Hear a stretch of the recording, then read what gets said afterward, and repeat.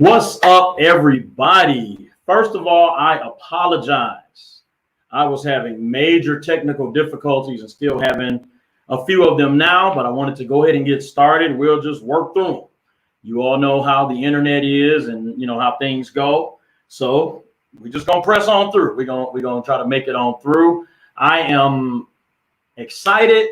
I am honored to have the second half of the cast of my very first gospel play, Issues of Blood, in the studio with me today. We are trying to make sure everybody gets in. Hopefully Comedian Dubble J will be able to get in. I know he wasn't able to. My brother Gerard has a recording right at the same time, so we're going to try to get him in, and he'll maybe be back and forth in and out. But before we get started, I just wanted to welcome everybody to the show. Thank you all for joining in. And I do want to say this: if you want, so when you comment on the live stream, we cannot see your name unless you give Facebook permission to give your name. So if you wouldn't mind real quick running over to my website, nealdownproductions.com, you can go right to the quarantine tab, click that, and at the very, very bottom, there's a link. Click that link. It's going to say, do you give permission? Click that, and you'll be good. You'll never even have to do it again. It takes less than 1 minute to do. So if you want your name to be seen, otherwise it'll just kind of pop up and say Facebook user, and I won't know who's commenting until after the show ends and I look back over it. So again, we were having technical difficulties, so I apologize for starting late. Please forgive me. But we are up and running now. Still a few issues going on, but we're going to press on through. We are going to press on through. So I did want to start, and as I said, I'm very happy and I'm very, very excited to have the cast with me today. But before we get started, I did just want to say that we have to pray. We have to truly pray for our nation right now. You know, the things that are happening in the news and the things that we're seeing are very, very disturbing. And we definitely have to make sure that we pray and that we, you know, hold up the families of those involved. This spirit of racism is running rampant in our nation today, and it always has been. I was talking to a buddy of mine the other day, and I told him, I was like, the devil is not racist. Devil's not racist. He hates every race, and he wants to try to do whatever he can to suppress races, to suppress people, and to do whatever he has to do to make sure that he destroys the people of God. I also was saying that, you know, the problem that we're having is really, it's not a skin problem. It's a sin problem. It's a problem of sin, something that we have to rebuke, bind up. And as saints of God, we have to pray. We have to move. But also, I saw a quote today on Apostle Dantes Williams' page of Frederick Douglass. So I looked it up and I wanted to make sure I read this. This was Frederick Douglass. He made this comment. He said, I prayed for 20 years, but received no answer until I prayed with my legs. What does that mean? We have to do something. We have to do something. So we're praying. Yes, absolutely. But what else can we do? I agree with my brother Gabriel Parker. Made a post today that was really, really good. And I didn't have a chance to screenshot it and pull it up. But basically, we have to have pride in ourselves.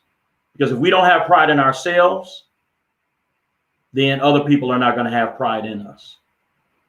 We have to respect ourselves. We have a lot going on in our community. Not to diminish what's going on with racism, with white cops killing black men and women, not to diminish that at all, but we have to make sure that we do our part. and that we stand up in our communities, that we don't allow black on black crime, abortion, fatherlessness, all of this stuff. These are things that we can do by putting legs to our prayers. So we can pray. Yes, we're supposed to pray. That's our job as saints of the Most High God, is to pray for this nation. But there are some other things that we can do as well. Amen. All right. I have some more stuff I was going to go into, but I am going to hold back on those things, and I'll do those another time. I want to get the cast in, since we did have a late start. My brother Jay Will said he's official. He's official, Doc. Make sure you all tune in next week. Next Thursday, I'm going to be interviewing Jay Will on the show next week. He was the songwriter for Issues of Blood, so I'll be interviewing him next week. And it looks like Double J made it on in. So, all right. So, without further ado, we are going to bring our cast in to the studio today. And we're going to start off with my brother Gerard. My brother Gerard Brooks is in studio with me today. And Gerard has been a friend of mine for quite a few years. Anyone that knows Gerard knows that he is a amazing singer and minister. He's actually a licensed minister of the gospel, but he goes around, I would say, around the country. He's flown out to various places, and he is a true minister of the gospel of Jesus Christ, a very, very anointed song singer and songwriter. So I just want to welcome my brother Gerard Brooks to the show. What's up, Gerard? Praise him. What's up, everybody? How y'all do? Yes, sir. Amen. I see that you're driving, so you don't have to look at us. Yeah, I'm not looking at y'all. No, wait, no, I'm just kidding. Oh my God, I'm getting all these text messages or something. Phone is noisy.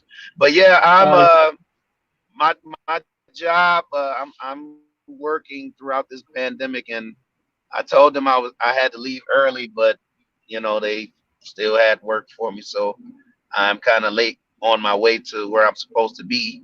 But that's how it goes. Yeah, I did tell everybody that you may be in and out, because I know that you have a recording tonight as well. So we appreciate you giving us a little time.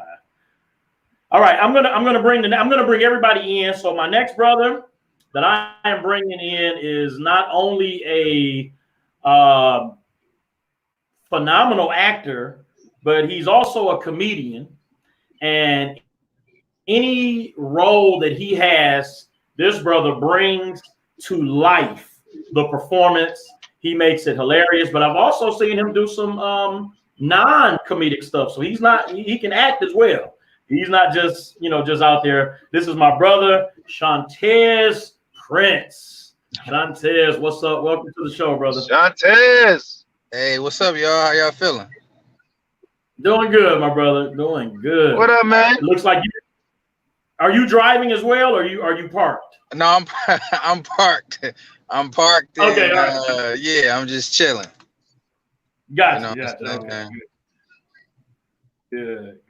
So, all right, this next young lady that I am going to be bringing into the studio, she's okay. So let me say this first. This sister and I have a special relationship because I don't only know her through the play, but also we've been going to the same church for over 20 years. We sing on the praise and worship team together. She's an anointed singer. She's an anointed minister of the gospel of Jesus Christ. And I wanted to make sure that I pulled her in to be a part of the play. So please help me welcome my sister, Sister Angela Jackson. Hey, everybody. How y'all doing? What's up, Angie? Hey, Angie. Hi. Hey. Doing good. Welcome to the Good show. Seeing everybody. All right. Yes, absolutely. All right, we have two more brothers we're going to bring on in, and then we'll get to talking about some things. This next brother is, I don't even know what to say about him, except that this guy is literally one of the best actors on the planet.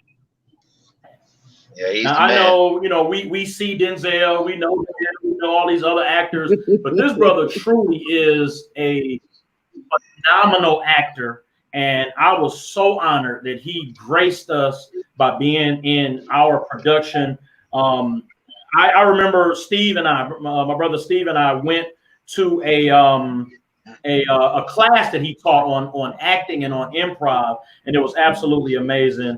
Brother Henri Franklin, welcome to the show, brother. Henri. Hold on a second. Henri? World Tour. Issues of Blood World Tour. Yeah, we're doing that. Okay, all right. What's up, y'all? We just speaking that into existence. We manifesting some things over here, Hey, did you catch it? Because I threw it. Did you catch it? Hey there. What's going on, fam? So glad you all are here. I got one more brother that I'm going to bring on. He was having some technical difficulties of his own. But work that thing out. Glory to God. Now God works out technical difficulties. Yeah, right. This brother is also a phenomenal actor, but he is also a comedian. And I don't mean a comedian like I think I'm a comedian sometimes. I mean, this brother is actually a professional stand-up comedian. I'm more of a sit-down comedian, but this brother is a stand-up comedian. I've been knowing this brother for over 20 years. We did a play together, and we'll talk a little bit about that. But I do want to bring in Comedian Dubble J. What's up, my brother? My guy. All right. Yeah. All right. I don't know if he close up or not. Okay. We got a little spirit of Teddy Riley going on here. Right. We will not be 112. You're right. Lurking in the darkness lies a man. I went through that big long introduction.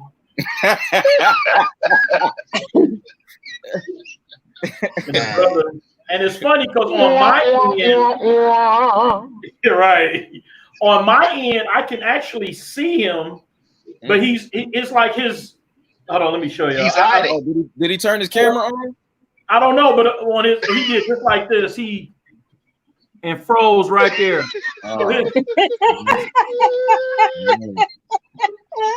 Listen. Only Double J. Come on, God. Come on, God. Now, if they doing sponsorship, then hey, okay, Cricket too. Right. What's up? I'm still trying to add him in. It looks like he was trying to pop up for a minute through another device. Let's see. Double J. Look at that rainbow. Come on, God. Come on. In the room. Voila. All right. Yeah. He waiting on you. There he is. All right. Well, Double J. there he is. I was about to say, look at God, but it's not God. It's Double J. Oh man. It's so funny that you can always tell the people who are not technically advanced. Yeah. Because anytime, Hey, don't bust him out on the right when he come on. I'm back in there. you can tell the freeze up is right on that. Like you in the middle of doing something. Yeah. So anyway, listen, y'all, I'm very happy to have you all on the show. I'm truly honored to have you all here. And it really is an honor. I had an awesome time working with you all. I really did. Gerard, J. Will said, "Where's Gerard going during a lockdown?" Yeah, I'm never done doing stuff. He was never locked down, huh? That's right. I can't be chained. Oh my shot. Hey. All right, so since I have y'all here, Gerard, let me start with you, brother. What was and I know it's been a while. I know you've done a million things since then, but what was it like working on Issues of Blood? Like, what was your just tell us a little bit about your experience working on the play Issues of Blood with us. They still them? Oh my goodness. Oh, maybe not. Yeah. The one right there on no. Mac and on the road. Yep, looks like we lost Gerard. Did he jumped out of it? Oh, there he is. I'm sorry. I'm probably riding through a bad. I'm probably riding through a bad zone or something. But this play was amazing. I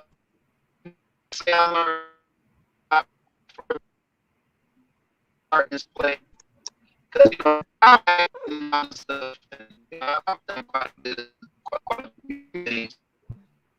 And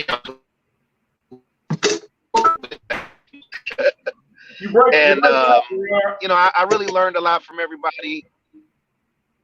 Oh, can you hear me? Yeah, we hear you now. You sound loud and clear. Can you hear me?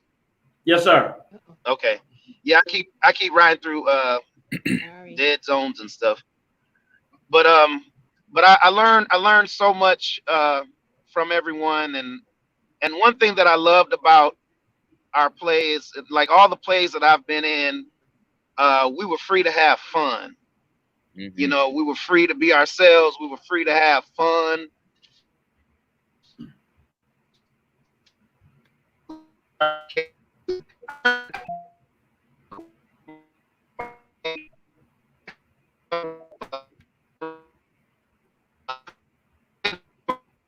That's deep. That's deep.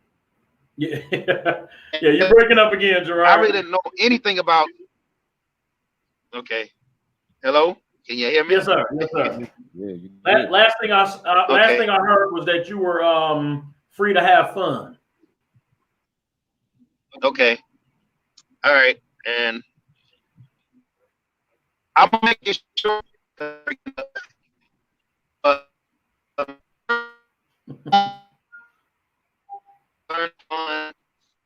and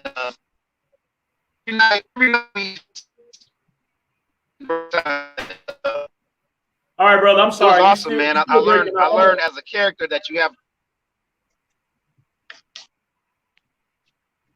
All right, I'm gonna come back to Gerard in a minute. I'm gonna let him. Maybe, hopefully, I know he can't pull over now because he's running late to get to wherever he's going. So let's come back to him. Hopefully he's a little further along and out of the dead zone area. So I definitely want to be able to hear what each person has to say. So we will come back to Brother Gerard. Shawntez, thank you. Hey, what's up? I noticed that you put, did y'all notice that he put his name as Shawntez Star of Issues of Blood Prince? Hey, I just like to speak the truth, brother. All right. Yes, sir. And you are a shining star, man. So, can you give us? No. I'm not a shining star. I just wanted to carry the show, man, and just make it do what it do. To pack the house, man. I like to pack the house and that's it. Pack the house and leave, man. That's what I do. Yes, sir. So tell us a little bit about your experience working on the play. And again, I know all of you all are very, very busy people. So I know y'all put on y'all memories from 5 and 4 years ago. So just tell us a little bit about your experience working on Issues of Blood. Dang, that was 4 years ago? Yeah, we did the play in October of 2015, which is going on 5 years ago, and then we brought it back for Valentine's Day weekend of 2016. Wow, that's crazy. But yeah, man.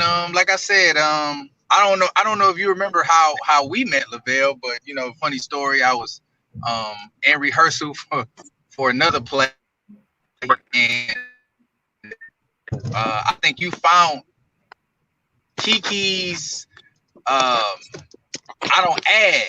You found her ad on Craigslist. And you just popped up at one of the rehearsals like, hey man, I'm an actor. I wanna, and me and my other castmates was looking at you like, yo, this dude crazy. This dude had to be really bored to look on Craigslist to get in a production. Like, you got too much time on your hands, fam. But it was something about your spirit, man, and you was a cool cat. And I befriended you, and like ever since then, it's just been on and popping. And you wrote your first joint, hit me up, and it's like kind of the rest is history, man.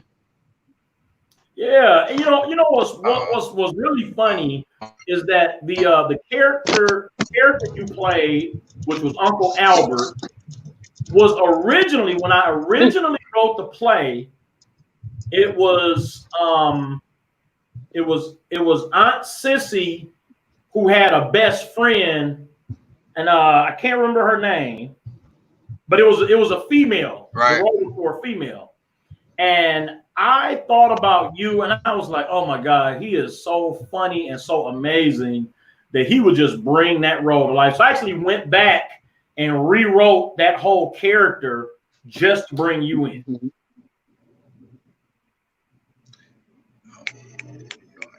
Fire. Wow. Yeah, So I did that. So, we got a loss for words for that one. yeah. I was getting ready to tell him he should be paying me, but he brought the role to life so amazingly that it just was. I mean, Uncle Albert literally was just that the scowl on his face was funny. So it was an honor, man. And I'm gonna come back to you, Shawntez. Right now, I want to talk to my sister Angie. My sister Angie and I have been knowing each other, going to the same church for 20 or more years, working together on the praise team. And Sister Angie, can you just tell us what was your experience with working on Issues of Blood? Well, I enjoyed the closeness and the family-like atmosphere that was created.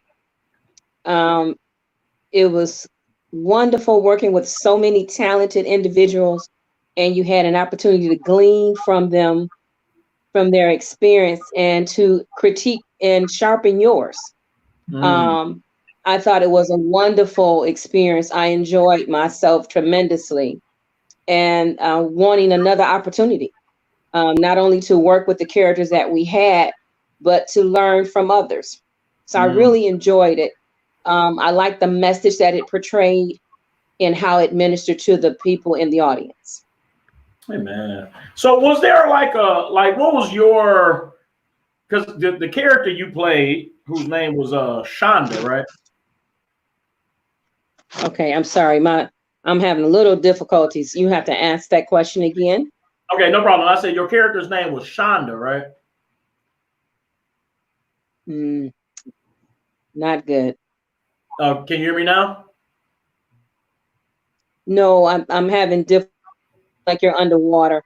I don't know if I sound like I'm underwater too. No, we hear you loud and clear on our end, but yeah, I remember your character. I believe her name was Shonda. I mean, everybody probably looking like, duh, you wrote it. You don't remember. But I finished writing my second play and in the process of writing my third play. So I got all these characters in my head right now. So I think her name was Shonda, and she was a very, very interesting character. And once your technical difficulties are you good? If you can hear me, like, what was your process for bringing this super ghetto woman to life from the page to the stage? Terrible connection. Terrible. I know you mentioned my character, Shonda. Yeah. Because I really didn't hear the question. I do apologize. But no, I didn't hear the question. You're like froze on my screen right now. Oh, yeah. Am I moving now? Yeah, you're going like this. I see you. Say it one more time. Oh, you see, okay, good. Yeah. So, but yeah, I just wanted to know about you bringing your character to life.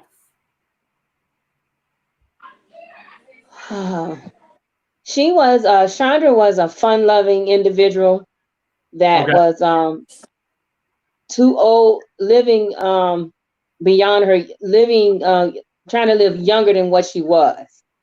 And bringing her character to life was like, because I'm silly anyway, so that part wasn't hard at all. But just trying to make sure that she kept her tongue sharp, because she had a very sharp tongue when she spoke, and she was sassy. So I had to make sure that I kept that part and that momentum and that going with her. I enjoyed playing that role as her, and my PIG partner that I had made sure it kept me on my toes. So that was a good part. And I think that's one of the fun things about acting is, you know, when you have somebody that you can play off of, and they help you bring characters to life, and you help them bring their characters to life, and you know, it's just really it's a lot of fun. Acting is a lot of fun. It can be challenging at times. You know, I always tell people that, you know, stage acting is rough because, you know, once the play starts, you're on. Technical difficulties and all. You know, we're all, it seems like we're all having some major technical difficulties tonight, but we're on. And to be honest, this is just something that we do. You know, all of us have been stage actors, and we just have to go with the flow. You know, that we're on live right now. This is live on Facebook and live on YouTube, and we're going, and you know, we having some problems, but we just gonna keep on. Double J. Listen on through. I got kicked out. Be careful, Double J, that you don't get froze in that position. No. But okay, so next, next, let me talk to your stage partner, Sister Angie, who helped you bring your character to life. My brother, who is a prolific actor. I don't know the exact definition of prolific, but he's it. And he is like literally amazing. Henri, thank you so much, man. Thank you. Yeah, right. Henri. Gotta roll it. No, but no, that's foolish. But I know you have been a part of thousands of productions, both stage, television, or whatnot, and even movies. But what was your experience working on my play? I don't care about the rest of it. Yeah, man, I had a absolute blast, man. First of all, you made the atmosphere enjoyable. You made the atmosphere enjoyable, and it was filled with love and respect the whole time, all the way through. And you don't find that on every production, you know. And then once the cast got together, you know, sometimes you are a part of something, and it's like, okay, yeah, that was good. I enjoyed that a lot. But then there are other times when you are a part of something, and it's like that was like destiny type of thing, like it's destined, you know. In terms of the relationships that we built and how we were able to work together and lean on one another and actually be able to play. We did a play, but we were playing on that stage every time we did it. And we didn't divert from what you wrote, but you gave us room to bring what we thought that character was experiencing to life. The play that you gave me specifically, for sure, from my point of view, was just like, I had a blast, bro. And I told you that when it was over, it was like, man, this was the most fun I've had and the most free I had been to like legit unleash a character. And Henri stole my part. Oh man, he stole my part. Listen, brother. I kill, I don't steal. Okay, no, no. But listen, it was. You did kill. Kill. Oh yeah, true. Facts. But the just being able to do some of those things. I mean, I got to wear a fat suit, a dreadlock wig, a fake beard. I didn't have my real beard. I wouldn't have had to wear a fat suit. That's a blessing, brother. You know what I'm saying? Like you know what lane to hit. I feel it. But it was. Listen, and you know you're having fun as an actor when you're in the scene with your counterparts, and that junk pulls you out because it was so ridiculous. Now you don't lose it. The audience don't know you losing it, but on the inside, you are rolling. It's hysterical, dude. Like the some of the moments that we had, man, were just magnificent, dude. They were absolutely magnificent, and that was directly attributed to your writing and the message that God gave you, dude, for that show, man. I think it touched a lot of people, and I think each one of our characters had an assignment to show somebody themselves in that audience. That was it was beautiful. It was beautiful both times, man. So I'm gracious. Thank you, brother. I appreciate it. Yes, sir. Well, I appreciate you even being a part, and now Angie, I mean, Angie does a lot of things. She's on a signing. Sign mine. Sign mine client. Host? Did we lose the host? Yeah, what'd you say? Don't say. Yeah, so Angie does a lot as well. But I think, was this your first major stage play, or had you done plays before? I have a bad connection, so I really can't. You got to either type your question or something, or sign it. Yeah. Right. Right. Let me not. Hold on.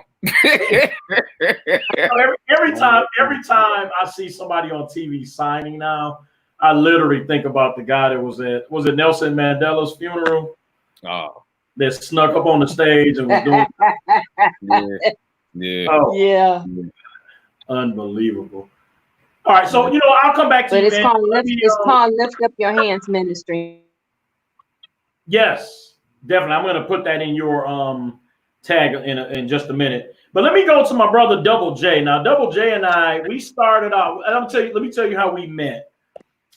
We did a play. It was Pizzetta Durden's play called "The Day That Changed the World," and I kind of was a new actor. I was playing Jesus, and Dubble J was playing Peter. And I just remember I was trying to be so serious. And I didn't know him. I was trying to be so serious, but there was this one scene where as Jesus, I'm sitting and facing the audience, and all of the disciples are sitting facing me. And he would look at me with this look, not trying to make me laugh. It just was this look he had. And I remember just about every rehearsal, I would literally just bust out laughing because of this look. And he was looking like, what? But it's just that look he had on his face. And we have been friends ever since then. I've seen several of his plays, and he accused me of plagiarizing his play. But anyway, I just want to welcome my brother Dubble J, who is also not only an actor, but also a comedian and a playwright and an actor. Dubble J, bless you, my brother. What up, though? I'm having a little technical difficulty hearing what you're saying. You kind of going in and out, but hopefully y'all can hear me. Lavell, your background, you look like terrorists have captured you, and they're about to make you read one of those statements. Like, give them what they want. Give them what they want. We're going to cut my head off at noon. No. Oh. Man. Oh, you can't unsee it. I can hardly hear you. Like I said, hopefully you can hear me, and I'm just gonna go ahead and monologue. But it was great being in the play. I was in like the last 15 minutes of the play, so it's like apropos that I came in last year. What up, Angie? Good to see you again. Henri, I just want you to know, since you pronounce your name Henri when your name is really Henry, I'm gonna start pronouncing my name Laurence. Instead of Lawrence, it's Laurence. Yeah, you got to ring How to you it. like Don't. that? How you Yeah, like that? ring to Hey, it. is y'all Yeah. trying to say something? Because I still can't hear y'all. Lavell, we're gonna get the ransom money to him. We're gonna get the ransom money. We're gonna save. Gee. Oh man. So Are you talking? I can't. last week when I was talking to the other half of the cast, I was talking to Lady D, Siobhan, Shantae, Oh, yeah. Steve, and Ramon, and we were talking about like who was off book first. So I know Siobhan was off book first. She was actually off book the first rehearsal that we had. So she was like completely off book. Second, if I'm not mistaken, it was Henri. Yeah, that was the last. I was the last one. That's what I was getting to. Henri was second. I think Lady D was third, but Double J was last. But now let me tell y'all the story real quick. So, Double J is like he's like in the baton races where everybody's running. He's like the I think they call him the finisher. So he actually wasn't in the first half of the play. He came in on the second half of the play and killed it. But the thing was, we had been in rehearsals for about a month and a half, and nobody had met him.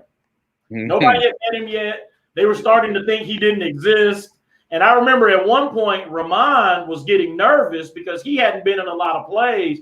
And he was like, well, Lavell, if this comedian guy is not going to be able to do the play, you kind of look like me. So maybe you can step in and play the daddy. Yeah. And I said, oh, I've been knowing Double J for over 20 years. If he say he's going to do it, he's going to do it. So I was bragging on him, right? So we had that first rehearsal with him. And he couldn't get off work, so we actually went to his job and had to rehearse with his job. And when I say he didn't know one line, and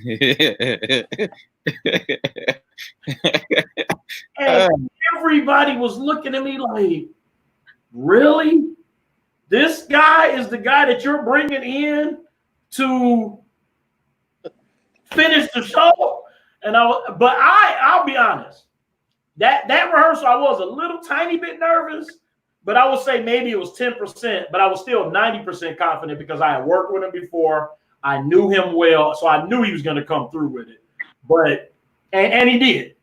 And he did. I mean, he killed it. I'm sorry. I'm sorry I gave you that anxiety. And hey, that girl slapped the crap out of me about 6 times. Yeah. He was trying to slap that script into your head. You're right. And it worked. It did. Apparently. Yeah, it worked. Apparently. Yeah, it worked. So, Double J, I had a question that I wanted to ask you, and I meant to write it down and I didn't. But okay, so as a comedian, now, as I told you all, Double J is actually a stand-up comedian. So just tell us just for a minute, and then I'll go into like what you're doing. Henri, I'll go into what you're doing, and I'll put up the information on how people can stay connected to you all. But Double J, so how do you balance as a comedian? Like, how do you balance what's like offensive and what's not? So just to clarify this question, the other day he made a post, Henri, that said something to the effect of his brother told him that there was a prostitute who said that she would do anything for $20 or $50 or whatever it was. So when I started reading it, I was like, nice, where is this going? And so Double J said he asked for the number. Yeah. So okay. He said he got her number, and his brother said, so what happened? And he said, well, she said she would do anything for $50, so I had her to cut my grass, sweep up all of the, all of that stuff. So, and I was like, so as a comedian, how do you balance? like, was there a thought in your head, like, maybe I shouldn't say this. This might offend some people. Somebody might start reading it and not finish and think I'm a John. Say it. What'd you say? I said, say it. What? Say it. Go ahead, say it. Well, people, may feel like, if they only read half of it, be like, oh no, I'm just, because sometimes, and I hate to say it, you know how we are. That's why you can't be reading half or nothing. You got to get to the punchline. You never know what's at the end of the rainbow. You know what I'm saying? You can't just be half reading something. But to answer your question, for me, because I'm an actual professional stand-up comedian, really, as far as I'm concerned, there's not too many places that I won't go. I mean, I am clean, so I don't curse, and I pretty much try to keep my material clean. But for comedians, if you're asking in general, I mean, if it's a blue comedian, there's nowhere he won't go. And I've been a blue comedian, and there was nowhere I wouldn't go. So right now, I kind of just toe the line. Like that joke is towing the line where you have people like my brother called me and said he had a prostitute that was willing to do anything for $50. And I'm like, oh, well, send her over here. And later he called and was like, well, how'd it go? I was like, well, I got my grass cut, my car washed, and my porch is painted. It went well for me, but you have to go all the way to the end. I mean, if you're offended at the end, here's the thing. I tell people all the time, if I offend you, don't come to my show. Don't look at my page. Scroll on by. Yeah. You know what I'm saying? Yeah. Listen, people got coronavirus. We can't be getting offended by stuff. You're right. That ain't nothing but. How do those go together? Like, where's the correlation? What did he say?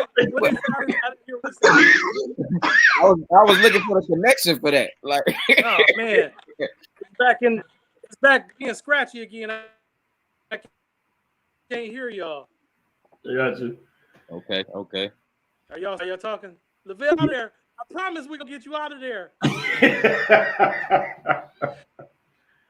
All right, so Henri, let me ask you a question, my brother. So I know you've been acting for a long time, and you have a lot. Talked to him already. It's my turn.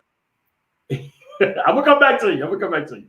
So, Henri, now you okay. Let me ask you this: had you ever done comedy before, or was all your work drama, or you had kind of dabbled in both? I dabble in both. I get cast in film and television a lot for drama and romance and things like that. But I'm an idiot. Like anybody who really knows me, like I love to act a fool and I love to clown. Like so I do in plays. I've been cast as some of everything. So I've touched just about every genre in plays. And it's especially, going to, I got my degree from Wayne State and that's where we met. Yep. So in theater, and while I was there, I was blessed to do like 14 shows and each of the characters were different. They were all different. So I got to learn a lot hands-on with it. And in doing so, you realize some people have comedic timing and some people don't. I think it's a skill you can eventually pick up on, but some people just have it just completely naturally, you Shawntez, Double J, you know what I'm saying? It just fires off naturally. And it happens for me like that as well. I love, one of the things I've learned about improv is you kind of just have to go with that thought. You can't really try to think about it or plan it. You got to just shoot. Like when it comes to your brain, shoot it. Just like shoot it out. Go with it. So, when you allowed me to bring that little fur throw over and come in singing the DJ first, dog. When I had the thought, it was like, oh, this is ridiculous. But that's what I love, bro. If if it makes me laugh and I go, oh, this about to be stupid. This is stupid. I know people gonna enjoy it, man. You know, the whole dance contest in the play, the Soul Train line. It was such a beautiful mix of ministry, drama, pain, and laughter. You know what I'm saying? It mixed all of those elements together, and it just made it feel complete. You know what I'm saying? And your characters went on a journey throughout the show. You could clearly see what individual characters were fighting for and what their super objectives were throughout the show. If anybody doesn't know what that means, what the character wanted most, what they were fighting for. Every time you watch something, the characters on that show are fighting for something, and it generally boils down to happiness, because each of us, our definition of happy is different, so it makes all of our fights look a little bit different, but we're all fighting to find our individual happiness. You know what I'm saying? So I enjoy doing all genres, and comedy is right up there, man. It gives people a outlet, and you know, I personally I like stupid comedies. Like stupid raunchy comedies are hilarious to me. Yeah. You know what I'm saying? But what I see that is linked between all the genres is a real human connection. Even if it's something outlandish and something crazy, you know somebody that'll probably say that or do that. You know? So absolutely. Yeah. So when you're watching it or when you're writing it, you want to make it as human as possible, with just a pinch of that outlandishness, because it does make people talk. It does get people's attention. When Double J sets up a joke, with a prostitute, everybody's personal experiences go to what they feel about prostitution. All right, so it's based on your own personal prostitution stories or whatever. Maybe you have some, maybe you don't. You know, so when he sets up a joke like that, it grabs your attention. It makes you, it catches you, and that's what it's supposed to do. That's what good art is supposed to do. It's supposed to grab you. You know what I'm saying? There are in this time of technology, our attention spans are so short now. You know what I'm saying? It's like you have like a couple seconds to really grab somebody's attention. So you do that eye grab. You catch somebody with something like that. And it's either going to turn them away or it's going to make them more curious to keep looking at your product. You know? So you know, I completely understand the technique behind it. And that's what comedians are good at, towing the line, like Double J said. You know what I'm saying? Even to write comedy, it has to toe that line of, man, this probably should not be done or should not be said. But that all depends on your own personal moral stance, though. You know what I'm saying? It's different people are coming from different backgrounds and different beliefs. So when that's happening, what could be like an eye grab to this person is every Thursday at 7 for this person. You know what I'm saying? So it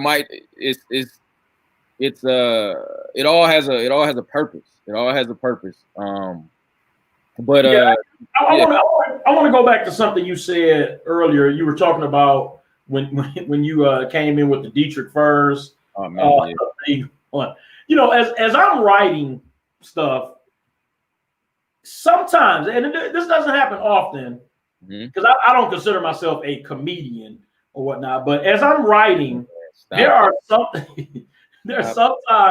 I will write something that's so funny where I will actually laugh as I'm writing it. Yeah. And the only thing that I get nervous about is, will the actor be able to pull it off? Because I don't know who's doing the role yet. Will they be able to pull this off?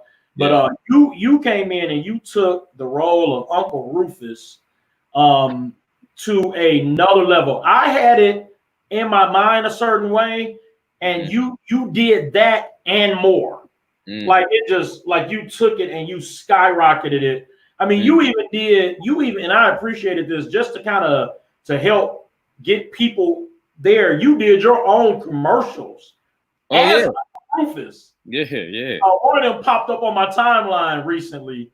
Back in February, because I know we did the play in February, and you did your own commercial as Uncle Rufus just to get people into the theaters, and that was hilarious. Yeah, no, I appreciate it, man. It's I'm really thankful, man. God has allowed me to show a lot of different sides of me through my art, man, and that is amazing. You know what I'm saying? Because well, people think we just pull this stuff out of nowhere, and I don't believe that. I believe things are dropped into our spirits and into our consciousness from God, and then it's up to us to bring it out to this world and show people what God dropped in our consciousness and our spirits. You know what I'm saying? And that takes a lot of different forms. But when you write, that's why casting is so important. You know what I'm saying? You write what moves you and what makes sense to you. And then from there, in the audition process, you find people that make you that do exactly what you just said. You know what I'm saying? It's that I have seen that happen several different times on several different projects. I was a part of a television show on AMC, and the part that I booked was only supposed to be on like one episode, and they enjoyed the audition so much, and when I was on set, I left such a great impression that they wrote me into 5 more episodes. Wow. And I'm very, very thankful for that, but I know I'm not the only person that has happened to. I was just talking to a young lady the other day who told me the exact same thing happened to her. You know, so it's very important to be a professional in this industry, in the entertainment industry, but it's also very important to play, and it's also important to be yourself when the spotlight is not on you. So when you're not on stage and when the camera is not on you, you are still being who you are at heart and showing your best self to everybody around you and trying to help the process, not hinder the process. Yeah. When you do the opposite of what I just said, people don't want to work with you anymore. Like you cut off your blessings, you cut off your flow, man. No matter how talented you are. Yeah, on the same show I was on, one of the guys on the show was really he was a main character on the show, and he was really, really snippy with a director in front of everybody. And like it was bad. And I wasn't in the writing room, so I don't know what the plan was, but I will say they killed him off the show. They got rid of him. Got rid of him, dog. Like, bye-bye. You know what I'm saying? So you know what? This is good. If there's anybody out there that's watching that's a young actor or actress and you're just now getting into it, please listen. Please take these tips because these things matter. I was telling them last week that sometimes you being on the set of another show is an audition for the next show. Yes. They're going to watch how professional you are, how you carry yourself, how you act on stage and off. And a lot of times I know for me personally, I'm watching shows or even if I go backstage at another person's play during the intermission or whatnot, I'm watching people. I'm a people watcher. I'm watching to see how they act. Oh man, okay, she would be good in this role. He would be good in that role. You know, and I think that's how most directors do. Yeah. You know, so your casting is not just you going to an audition. You're dressed, you know, you got the tie on, you got your monologue memorized, and you go and you do what you do. That's all great. Yeah. But the spotlight is always on you. Yeah. Somebody is always watching you. Yeah, of course. And the crazy part about that is sometimes that there can be some pressure that can go along with that. Because once you have this brand and you have this image, people look at you as that. People can consider you to be that. So when you do something that steps outside of that brand or outside of that image, it's not always well received. Now, I don't think you should necessarily go along in your career trying to please everyone. That's not going to happen. That's never, ever, ever going to happen. For everybody who likes a piece of your art, there are people who don't. And that's always going to be the case as an artist. That's a risk that we take when we put ourselves out here as performers or as artists, is everybody's not going to love it. Everybody's not going to like it. So you have to be happy with it for yourself so you can sleep at night, man. I always say you have to sleep with you, right? You have to sleep with you. You have to sleep with the decisions that you make in regular life and in your entertainment career, man. So you can't go around trying to please everyone. And I just want to backtrack on this just really quickly. Everybody who comes to see your productions or comes to see you perform is not there to cheer you on. Everybody is not there to cheer you on. Some people are like chomping at the bit to see you fail. And that's a honest reality. And so you have those people, then you have other people who are coming legit to cheer you on because they enjoy your art. And then you have other people who are coming to study you, to study what you're doing, see how you do it, because there's an art to it. There's an art to being a performer. There's an art to being an artist. You know what I'm saying? It's easy to wake up and be like, yo, I'm a firefighter today. Like, yeah, today I'm gonna go put out some fires. Like, I'm gonna just go put this equipment on and go jump in this spot and turn on this hose and save some lives. I'm on that today. Man, how many people really about to just wake up and be a firefighter, bro? Like, that's not about to happen, dude. It's just not. And if you are blessed enough and fortunate enough to be successful on that first one, cool. But you need to study if you are going to be effective and really save lives. So as entertainers, you know, I understand people feel a call on their life, or they feel this unction and they're being pushed in a certain direction, and that's amazing. Follow it. But study, though. Study. Learn the craft. Like, it's people who make it look easy have studied and put in time. They have turned their talent into a skill. Skill only comes from practice. You can be born with natural talent. Gifts and talents come from above. They're given to us at birth, like we have them. But in order to be skilled in that, you have to practice that skill and talent. You know what I'm saying? And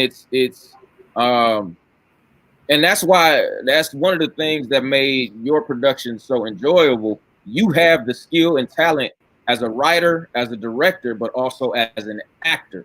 So you can speak actor when you are directing us. Every director can't speak actor. You have to be a very good communicator to be a director. Now, I'm not telling you have to know all the acting terms, but I'm telling you have to know how to communicate with a human so that the other human understands what it is you want them to do. And not everybody does that. And just a last little point here. As you go to different levels in your career, you get less and less coaching on the job. Right? So when I go do film and television, or I go do commercials, it's not a lot of direction. Like, you got to come in off book, you got to come in ready, and you got to fire off your best shots because money is on the line. It's Moneywood. You know what I'm saying? It's not Hollywood. It's Moneywood. It's money on the floor. It's money on the line. So when you have to be, it's very hard for you to go to the next level and be impressive if you have not set up your foundation and your learning and your skill for that next level. Wow. Yeah, that's good. I put this up. Your wife gave you 2 hearts there. I just wanted to give a shout out to Maria, who is also an actress. Your Children act. So it's like you all, you all just have a household of actors. I had the chance to work with your son on a play that we did for TJ. Yeah, TJ Hemphill directed the play, or Hartford Memorial. Oh, yeah. Church. So I had a chance to work with your son there. Had an absolute blast. It was funny because your wife was in a movie that we did together. Oh, yeah. And, it was called Dark Day at First Church. Yes. I didn't have any scenes with her. I didn't even know she was in the movie, but I guess they had cut some things together later. And I saw, and Mike Sears, I didn't know he was in it. Yeah. I didn't know Mike Sears was in it until recently. I was on the director's page and I saw this clip and I was like, I didn't even know he was in the movie. I texted because he works with me now at the Marriott Hotel. And I texted him, I was like, bro, I know you was in that movie with us. Yeah, see, but you can do that with film and television, man. You can be in projects and never see these people ever.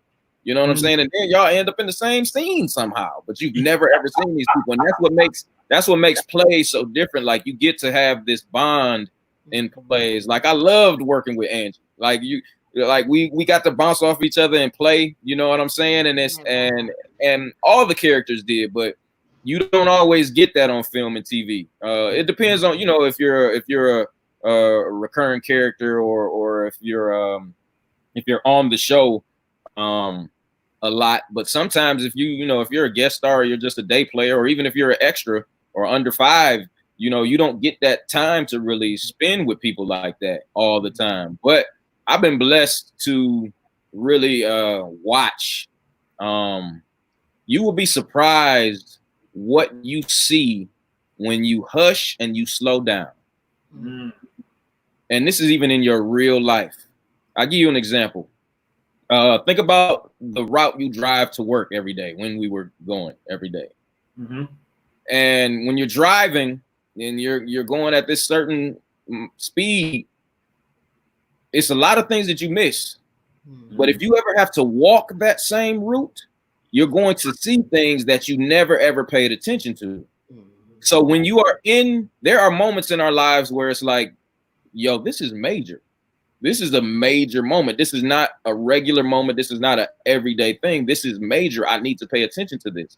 When people tell you to slow down on your journey and pay attention, that's what they mean. Like legit, sit still for a second, quiet your mind and look around and just see what you observe and see what God drop into your spirit or whatever you believe, whoever you believe, and what you feel like is talking to you. Sit still for a second and really observe what's happening, because there's messages all around you. It's things to do and things not to do.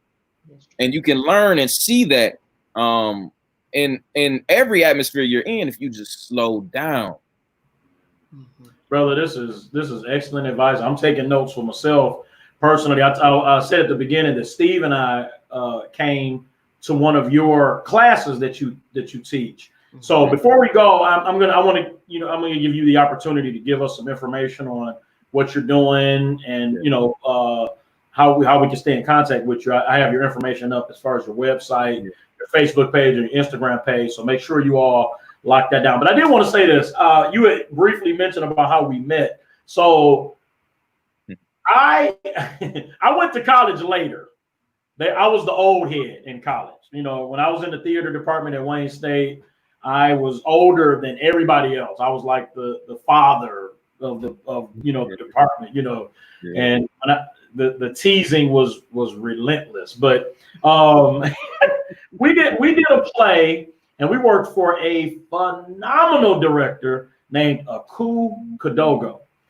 This woman has been all over the world, literally. Like I think when she came back to direct this particular play that I'm talking about, she had just came back she had lived in Australia for like 15 years or so. Then when she left, she had went to Korea or somewhere like literally. She was in the original For Colored Girls play. The original For Colored Girls play. Phenomenal director. And we did a play. She directed. It was August Wilson's Joe Turner's come and gone. Mm. And I remember, like, the way they do it at Wayne State, you'll start a tech rehearsal on Saturday and Sunday. Then you have tech rehearsals all through the week, and then the show opens on that Friday. So you do Friday, Saturday, and Sunday.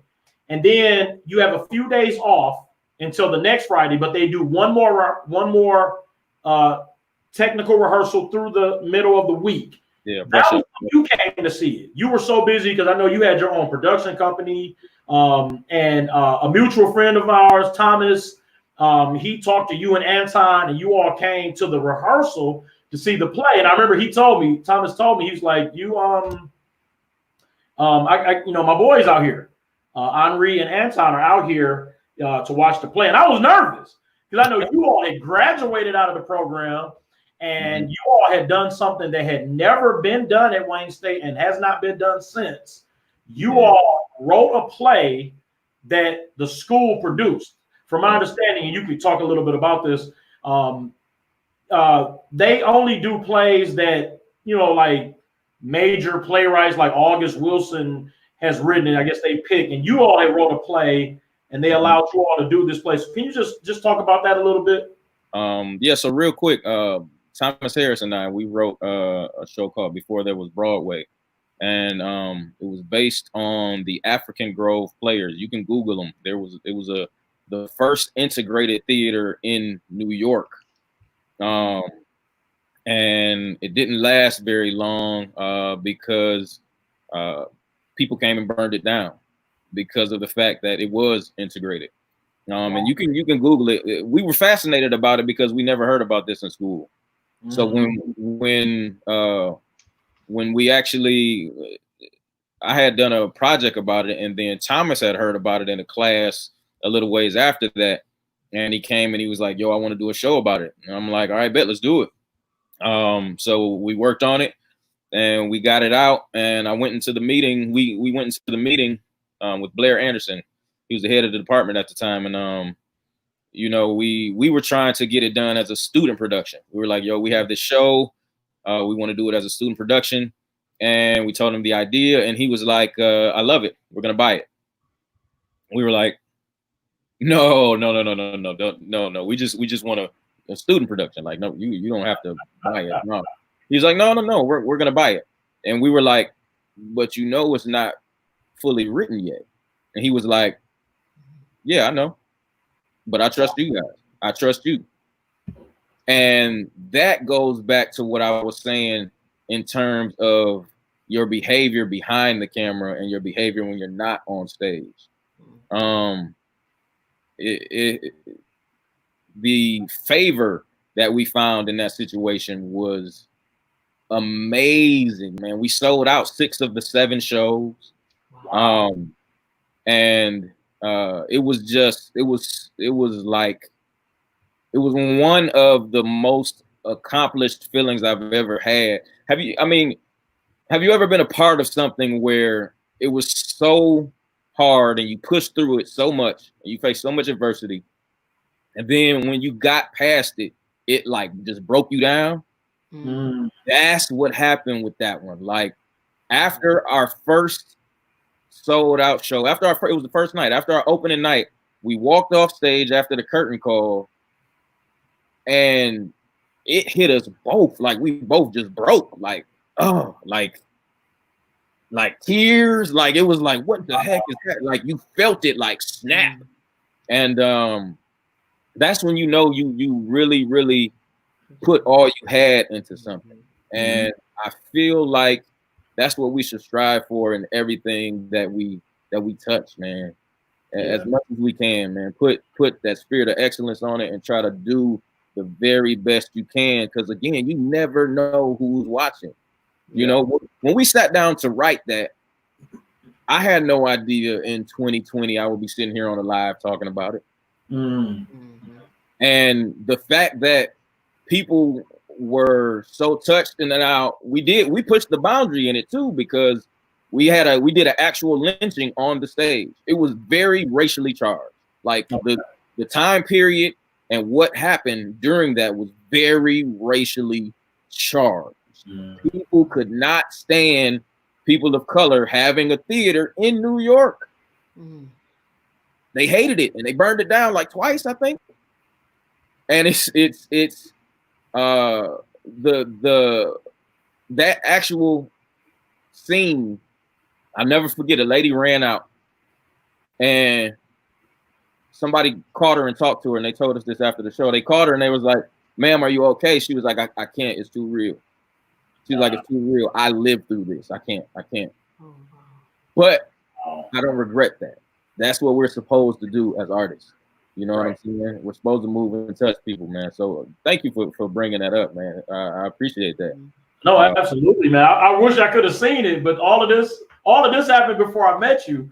And like I said, Thomas is actually watching right now. He's the one that commented this here. He said, real later when I said I started school. Most of the old jokes came from Thomas.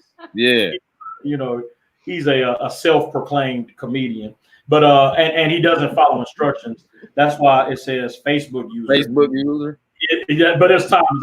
I went on my phone real quick to see who it was. But Thomas Harrison, Moolah Films, and everything they're doing over there, man. It's a lot of, they're doing a lot of epic work for the city, and they're being recognized not only nationally, but anybody who can jump on these streaming platforms, you're able to see their work and it's quality. You know what I'm saying? Yeah. So definitely. And Thomas is amazing too, man. I'll tell you how I met him. I don't know if you knew this or not, but we had done a play together in community college before I went to Wayne State at Wayne County Community College. And I remember he was in the play already. I was brought in later because the lead character of the play was acting a fool and the director fired him and brought me in 3 days before opening. Ooh. And I was like I'll be honest, I'm not the best at learning lines and memorizing stuff quickly. That's still something to this day that I'm working on. But I remember I was playing a lawyer, so I had my notebook and I had my lines written in the notebook on stage. But the funny thing was the guy who got fired, the lead character who got fired, he came to see the show to heckle me. Oh, wow! It was so weird, man. Like he literally came to heckle me. And you could hear him heckling at the beginning and then no more throughout the show. And I remember after the show, he came up to me and was like, "Dawg, you were excellent." Wow. You know, wow. That was something. But that was how I met Thomas. And we kind of kept in contact. And I remember that was when I went to Wayne State and he introduced me to you and Anton right after that rehearsal and to hear from you and Anton, who were just these phenomenal actors who, you all had your degree, you were doing things, to hear you all tell me that you all thought that I did a great job, just like literally brought tears to my eyes. Man, humbly, man. Thank you for that. It's you, dude. You did a show, a Christmas show. Was it a Christmas Carol? What was it? Black Nativity. No, no, the one you played the angel. Oh yeah, It's a Wonderful Life. It's a Wonderful Life, bro. When you did It's a Wonderful Life, I was going through some stuff in my own personal life where I felt like I didn't choose the right path, and I was like, man, because this journey as an actor, as an entertainer, writer, director, all that stuff, this journey in entertainment sometimes gets really tough. And I was having a tough moment that time, one of my beginning tough moments. You have peaks and valleys in this thing all the time. But I was in a tough moment and I'm sitting there and I'm watching it. I'm really like, man, I don't know if I made the right decision. And it's amazing how we have moments where we feel like, yo, God told me to do this. You know what I'm saying? You feel it in your spirit. And then when God allows adversity to make you grow, you get to doubting what he told you, right? So I was in one of those moments. I'm like, I don't think I did it, man. And I'm sitting there. Thomas was next to me, and Elena was there. Christina was there, and I think Anton might have been there too. But we had this theater company called Project Theater Company. So we're all sitting there watching the show, and I'm watching it, and I just feel this really strong unction to watch you. So I'm watching you, and you're doing a phenomenal job. Everything you do as a performer feels real, and I love that. But I'm watching it, and I hear clear as day, pay attention. So what your character was doing was showing the main character everybody's lives if he had not affected them, if he had not been there, because he wanted to kill himself, and you stopped him from killing himself, and you like, hey, if you weren't around, this is what would happen. And I heard clear as day, if you stop, you don't touch lives. Wow. And it was like, that was another moment that broke me. Maybe I just cry a lot. I don't know. But that was another moment. I'm sitting here and I'm trying to be cool and I'm still in a mug and I'm looking straight. And Thomas like, hey, don't you crying? Because you know how you do that cry, you let the tear drop, but you're trying to be real, and it's like you don't want nobody to know. You get the blinking and rubbing, you know what I'm saying? But you gotta do it still so you don't pull no attention. So he's like, don't you cry? I'm like, nah, bro, man, it's. But I heard it clear as day, man, and I'm grateful. I'm grateful for you being obedient and going to Wayne State, because I never would have received that message in that moment. And had I not received that message in that moment, it's a lot of lives that would not have been touched by God allowing me to meet people and just talk to people about what I've been through. That's simply it, man. That's the testimony part of it. It's like, yo, this is what happened to me, and you could try this, and this might work. And you know, I work with a group called Teen Hype, and literally, I've been directing for them probably about 13 years in a row, and I got that through Wayne State. But literally, thousands of kids, and when a kid reaches out to you from their dorm room and says, hey, because of what you taught me as our play director, I chose not to be a drug dealer like my uncle and all my cousins. I'm literally writing you from my dorm room because I've seen you on TV and I know you are real and you really talk about, you really do what you're saying, and I believe it's possible for me too. Wow. So I possibly don't have that conversation with that young man if you don't go to Wayne State and do what you do, Lavell. So thank you, man. Beautiful. Praise God. Got me. It's a little dusty in here. Oh, shoot. Angela, we need a dance right now. Let's do a dance interlude. You're right. Angie, can you talk some more about that? Because you were breaking up at I don't know if we had time. We have time? Oh, we do. Yeah, I wanted to go back to Angie. I'm going to put her information up also. And Angie, give me the name of the group again. It's Lift Up Your Hands Ministry. Okay. So and go ahead and talk about that while I type this in. Well, we're up under the minister of Karen K. Rush, who's been her desire was to learn how to sign, and there was a deaf boy in her community that started it all. So she have picked and chosen different ones from various churches. We are a very collective group of all ages, and we do Sign Mind. It's the Sign Mind Choir, and we have a concert every other year. This year we have a concert. This year, our concert date is October the 26th, I believe. And okay. At the oh my goodness, you're gonna get me. I don't have the information in front of me, but it's so now just so everybody know, we can go to your Facebook page. It's just Angela Jackson. Yes. And just make sure, you know, as we get closer that you post that information. So Sure will. But this is our concert year, and we do, matter of fact, I have it right here. So okay. the church, the concert will be held at Unity Church on 2nd. That's 2nd, right below on Woodward. And the address, that I don't have, I'm sorry, but it's at Unity Church. And I'll put that on my Facebook page later. Okay. Of our concert, and the time will be 7 o'clock. 6 p.m. And I believe it's on Saturday. So please. Okay, so Unity Church, 6 p.m. What's the date? October the 26th. Is that a Saturday? I don't have 1 second. Is that a? It's Sunday. Give me 1 second. I'm sorry. Put that info there.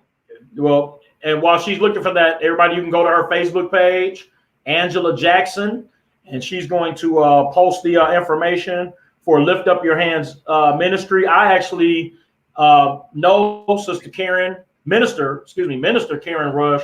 She is an awesome woman of God, and we thank God for her and the ministry that she does through signing as well as miming. Yes. And so yeah, October 26th. It's October 25th. It's a Sunday. It's the last Sunday in October.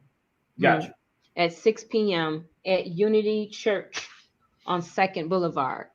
There between Woodward and Hamilton. Those are the main cross streets. Okay. So, but I'll put the address on my Facebook page a little bit later. Not a problem. Definitely. But as I mentioned, this is our 21st year.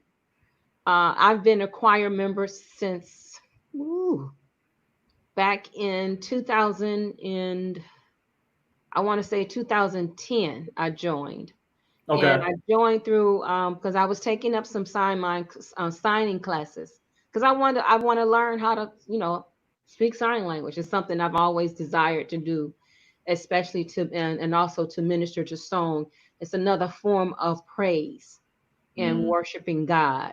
So it's very personal, and it's helped me commune and communicate better with the Lord. So I truly enjoy it. And there's the other practicality of it is there's another language. Mm-hmm. So you get to endure with that. I'm still learning because it's a continuous learning process, but I truly enjoy it. You come across different cultures and different facets of individuals in their way of worshiping, because you have the sign mind and you have the dance, and it's phenomenal. We fellowship with each other and we support one another with our concerts and our community building that we do. So. Yeah, excellent. Mm-hmm. Listen, y'all, I'm sorry. I just looked up. We're going on an hour and a half. Oh, okay. So I don't want to hold people any longer. But I did want to. We end up losing the other fellas. But I did want to put their information up real quick. So right now I have Sister Angie's information up. Go to Facebook and follow Angela Jackson. If you're watching this, we have this on YouTube and on Facebook. If you're watching on Facebook, you can actually go to the Neal Down Productions page and just click her name. Make sure you follow her because their concerts are literally amazing.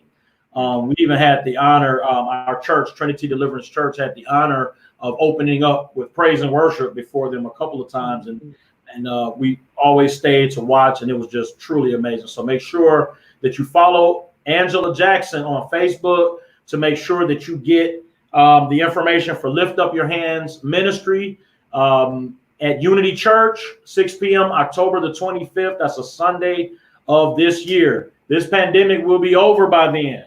Yes. I decree it in the name of Jesus. So also, my brother Shawntez, we ended up losing him, but you can go to his Facebook page, Shawntez Prince. His Instagram page is Stage Prince 02. Make sure you follow him. He is always doing something. A very, very funny brother.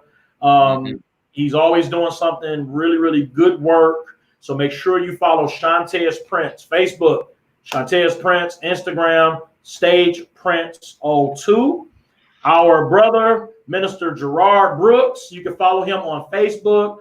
When I say this brother always doing, he texted me today telling me that, he feels like he's the only person who has not had a break during the pandemic. His job kept him going.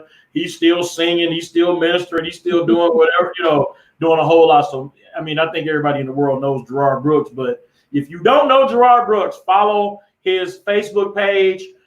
Periodically, he posts. I feel like he can do more about posting about his music. He has several CDs out. He has one out called Praise, Worship, Praise, Worship, and Warfare, I believe. And it's an amazing CD. His hit single, Flame, is also available on all media outlets. So make sure you look for Gerard Brooks.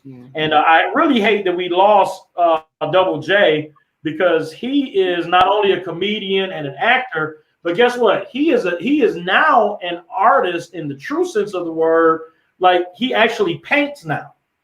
And this brother has some phenomenal pieces that he's painted. And so you can follow him on Facebook, Lawrence J. Gary, or I'm sorry, Henri, what did he say his name is now? Man, it was Laurent. Laurence, what did he say? It was something. I don't want to lie. That wasn't it, but it was close. Right. But make sure you follow Lawrence J. Gary on Facebook. And on Instagram is Lawrence_Gary Paints, because he really actually does paint now. And he's really, really good. He's not some, let me just put some paint on a canvas and sell it. No, like, his stuff is really, really good. And he is selling it. So make sure you go to his Facebook page and his Instagram page. Right there at the bottom, Lawrence J. Gary, Lawrence_Gary Paints. And then, of course, my brother, Henri. You can follow Henri on Facebook. It's Henri Franklin, Instagram, Henri Franklin. And you can also go to his website, henrifranklin.com, to make sure that you keep up with all of these people who blessed me. And I before this show ends, I said I have to give a shout out. There's one more cast member of the play who is no longer with us. He passed away. My brother, Nate Porter. He had a very small role in the play. He was a police officer who came in. But one thing I try to make sure I do, because one thing, Henri, one thing that irritates me is when people try to upstage other actors to try to steal a moment from them. That irritates me as a director. As a director and as a writer, I try to make sure everybody has something significant that they do in the play. And as a director, I try to make sure everybody shines. So when somebody comes in and they try to steal somebody else's moment, that irritates me. But it was funny because before Nate passed, I remember the character that I wrote for him, which was Officer Roy, very, very small part in this play, had a much larger part in the next play. And so I'm actually going to dedicate the next play, which is Hostage. I'm going to dedicate that play to my brother Nate. So I did want to give him a shout out. Nate Porter, rest in heaven, my brother. He came in and he was awesome with the whole cast. He didn't try to upstage anybody. He came in and did his part phenomenally. I pushed him out there a little bit. I didn't, because originally when I was writing the role of the officer really was just going to come in, arrest the boy, and leave. Yeah. Right. But I said, no, I want to make sure that everybody that sets foot on that stage shines in some capacity. So I wrote some lines in there. He nailed them. And how did you all enjoy working with Nate? Oh, yes. Yeah. It was a blessing, man. It was a blessing. It's you know, it's tough when you lose somebody. But in those times, it does teach you to be grateful for the times that you had them. You know what I'm saying? So again, you know, blessings to his family, continued trip to his family. And thank you for allowing him the opportunity to be a part of that so that we can meet him, you know. Hey man, absolutely. Yeah. He I remember, you know, he did the show with us in October of 2015, but he wasn't able to do the show in February of 2016, so I had to step in. And I remember I you know, as I was back, my brother Ian was our stage manager, so shout out to Ian Lamar, phenomenal. And the funny thing, let me just talk real briefly about Ian. I asked Ian to be the stage manager because I've been knowing Ian literally his whole life. And he, you know, I saw something there. I was like, he can do this. So I asked him to be stage manager. He Googled what a stage manager was. Good job. and came back and told me yes, he would do it, and he was phenomenal.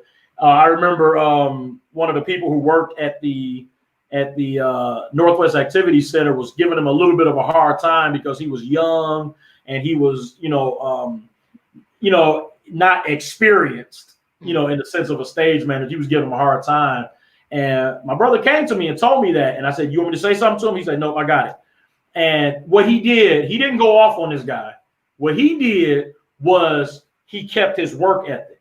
And at the end, that brother went back to him and then later came to me and said, man, he was like one of the best stage managers I've ever seen in my life. He was professional and amazing.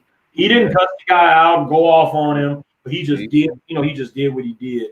But Ian was running the play because typically what we were taught at Wayne State is once the show opens, it's out of the director's hands, right? So it was in the hands of the stage manager. So I was just kind of backstage. I was like assistant stage manager. I was backstage helping you all with whatever you needed. So I had to step in to play this police officer. And I do remember this as I came in. Henri, you made a joke about, as your character, Uncle Rufus, you made a joke about my unibrow. Oh, no, did I? Oh, boy. Listen, I actually laughed on stage. I'm sorry.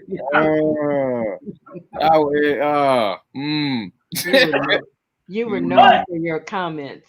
But y'all notice something, right? Hold on, let me do this. Show that thing now. It's gone, brother. You know what?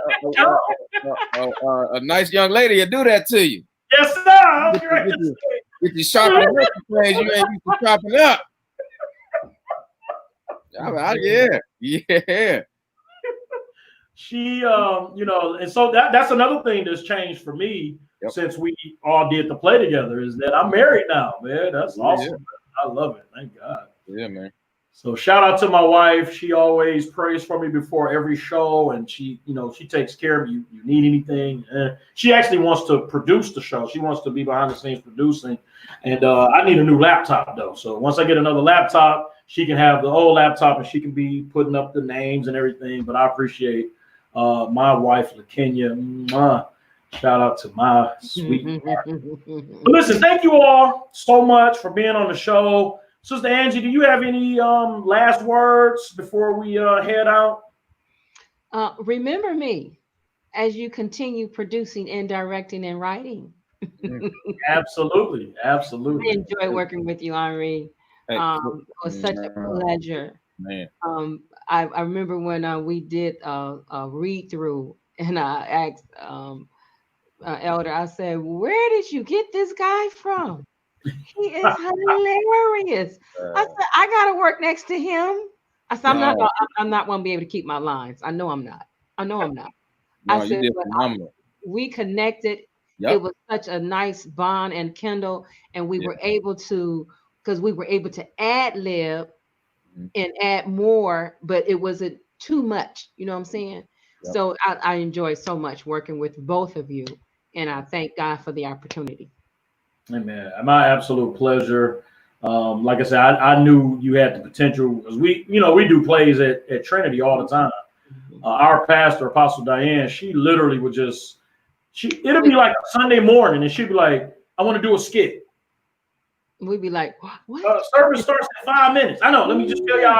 And she'll tell us what she wants us to do, and we still got to sing praise and worship, and before we come out or when she starts, and we do it. So I already knew Angie could do it because we worked together under many circumstances and other plays that we actually produced at the church that we did. She was in them, and so I had no doubt that I knew she could handle it, and I knew because I knew Henri. I knew because he's an actor that he was going to help you as much as he could, and that's what he did. So yeah, he did. Henri, any last words before we head out? Again, thank you for allowing me to be a part of the project and for bringing me on this live, man. I really, really appreciate that. Angie, I can't wait till we can work together again. Like I had a blast. Yeah.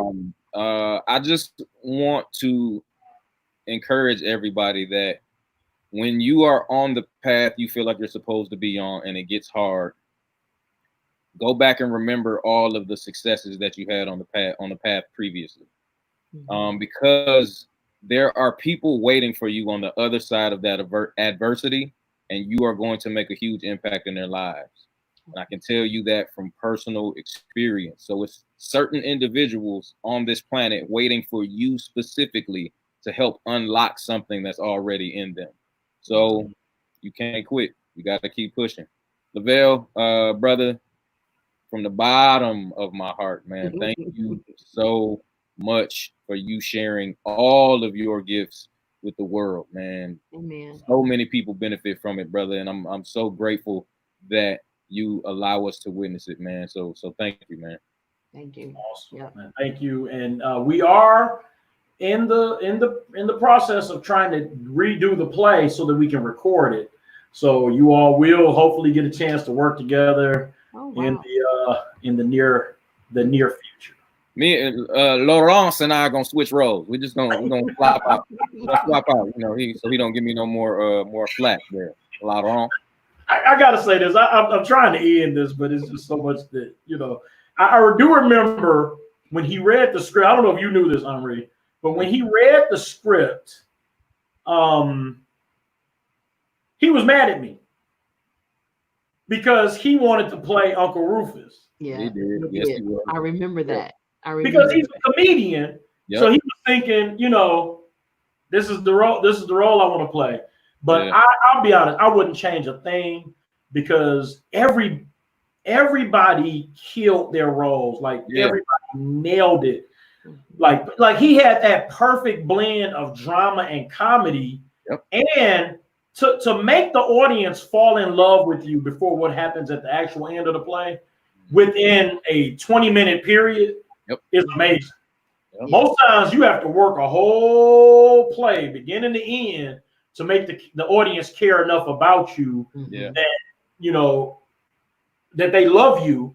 But he came in for 20, 25 minutes, killed it. His chemistry with everybody was perfect. So, you know, I wouldn't change a thing.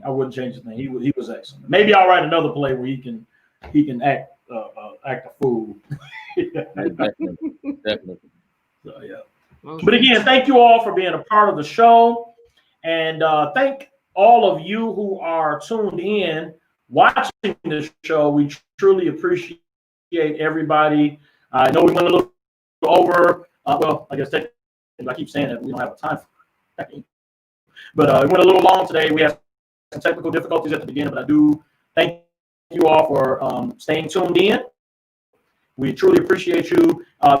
Definitely go and check out the website, which is nealdownproductions.com. We will keep you posted on everything that we're doing. We do have some plans. Like I said, I did finish writing my second play, and I want to make sure that everybody, you know, has the opportunity to see this production, to come to it. So we will keep you all posted on the play as time goes by. Minister Tatum, who goes to my church, she said Uncle Rufus and Sister Angela were her two favorite characters in the play. So definitely thank God for Minister Tatum and Sister Carol and Sister Thelma and everybody at the church. Everybody at Trinity came on board and helped out with the play. They were ushers, they were vendors, everything in every aspect. So I definitely appreciate everybody from my church, Trinity Deliverance, my pastor, who was the executive producer of the play, Apostle Diane Washington, and my mother, who was an executive producer, Minister Mildred Neal. Truly thank God for each of them. And thank God for you all tuning in. Make sure you tune in next week, next Thursday at 6:30 p.m. I'm going to be interviewing the guy who wrote most of the music for the play. He is an amazing writer. He's a rapper. He has his own podcast. We're going to talk a little bit about that when we interview him, called Inspire God's People. My brother, Jermaine J. Will James. He's going to be our special guest on the show next Thursday at 6:30 p.m. And I'm going to try to get him to rap. I don't know if he's going to do it or not, but I'm going to try to get him to rap. But again, I appreciate you all for tuning in. Thank God for each and every one of you. And I pray that God blesses each of you as you go throughout the rest of this weekend. Stay safe, stay blessed, stay connected with Neal Down Productions Facebook page, as well as our website, Neal Down Productions. Thank God for each of you. God bless you.